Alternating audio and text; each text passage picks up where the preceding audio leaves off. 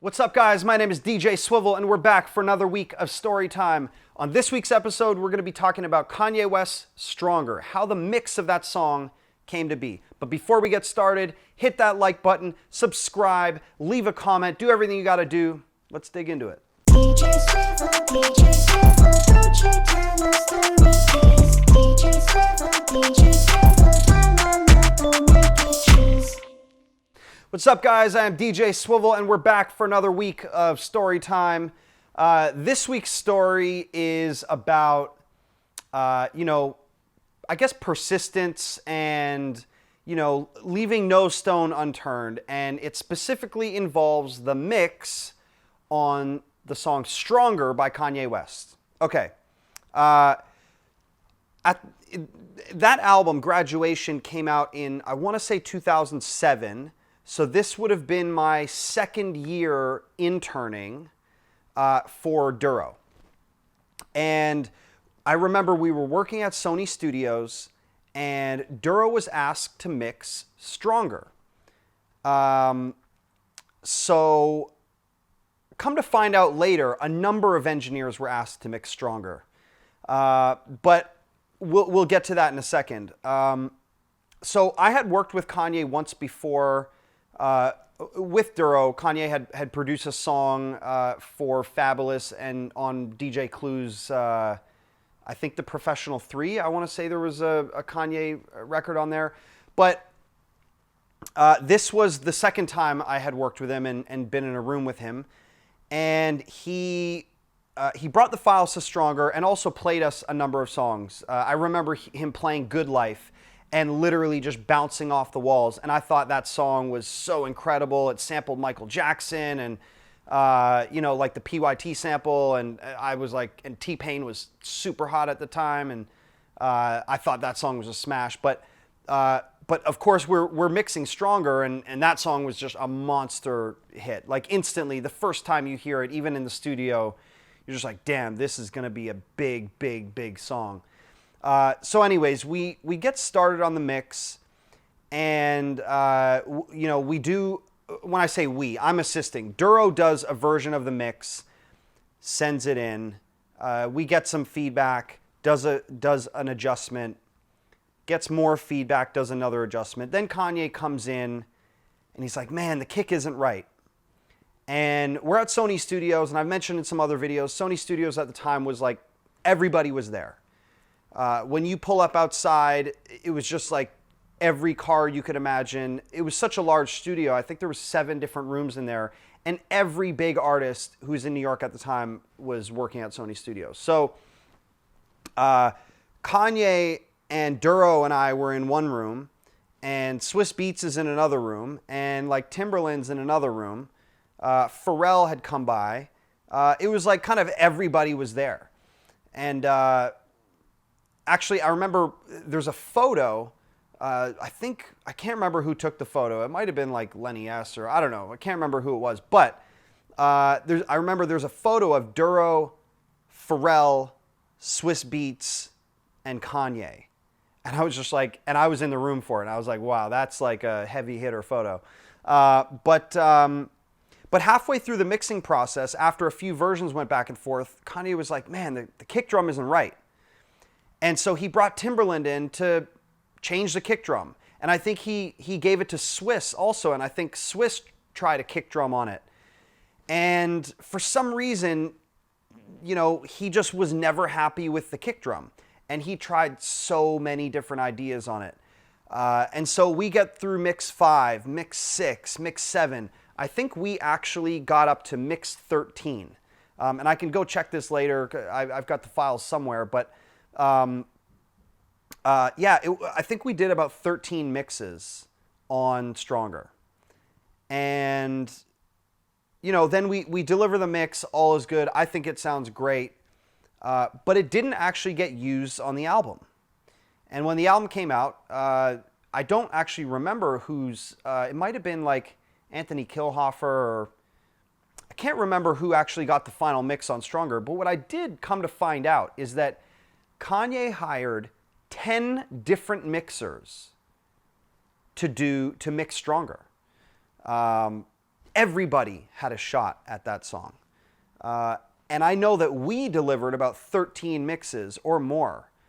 And I'm pretty sure, I remember hearing through the grapevine from some others that they had done 10 plus mixes on it as well.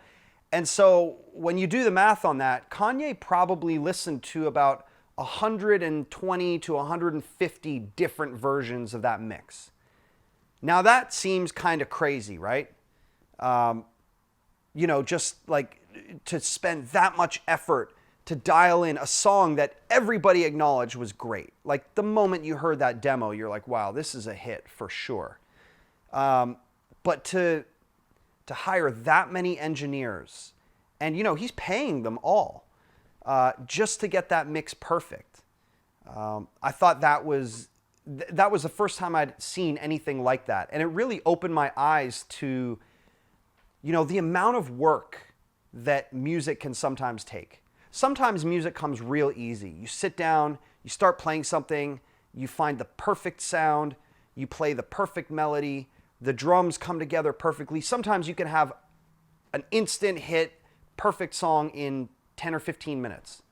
And other times it takes a lot of work. And sometimes people will say, if a song takes that much work, just move on to the next thing, don't try to force it. And in some cases that might be right. But when you have something special, it's worth taking that extra effort to make sure you get it perfect. Now, we can't listen to all of the different versions of the mix. And I bet you guys as listeners would probably hear most of them and be like, wow, this sounds great.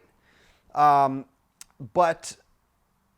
Kanye didn't think they were all great. Like for some reason, there was something in each one of those mixes that didn't hit the bar for him. And so he spent a ton of money and a ton of time and a ton of energy making sure that he could get that song perfect. And it paid off because that song, I believe that was the album where he went head to head with 50 Cent, who at the time was like 50 Cent in 2006, that was the biggest artist in hip hop by far.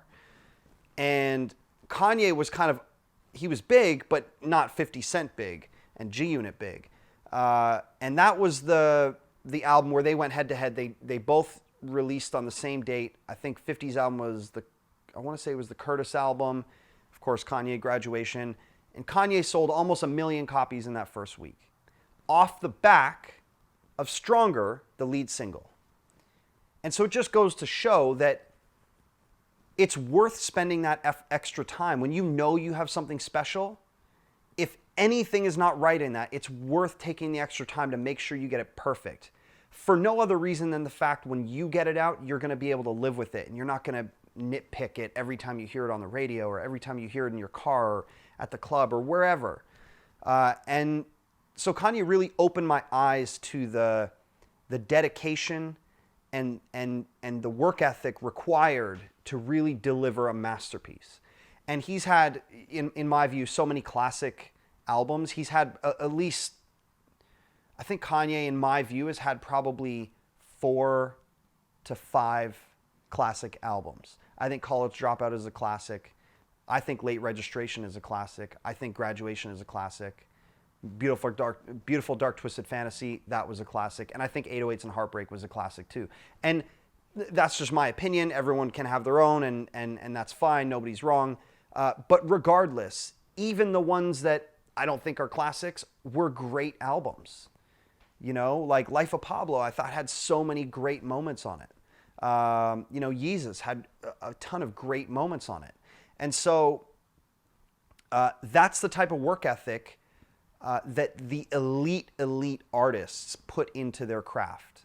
Certainly someone like Kanye, who's producing his own album and rapping it and is involved, in every aspect of it. So the lesson is, like, if you have something special, take the time, put the effort in, try everything. If the kick drum isn't sitting right, try another one. Try 100 of them until you get that perfect kick drum to sit in your mix and bring the song to life. Because when every element is hitting perfectly, that's when you have a special record. That's when it's a hit.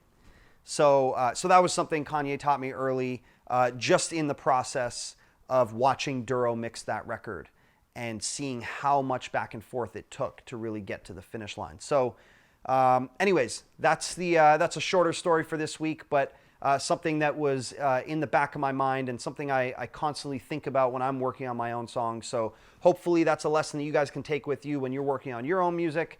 Let me know if it's helpful. Leave a comment. Make sure you like, subscribe, do everything you got to do, and I will see you in 2 weeks for another story time. Peace.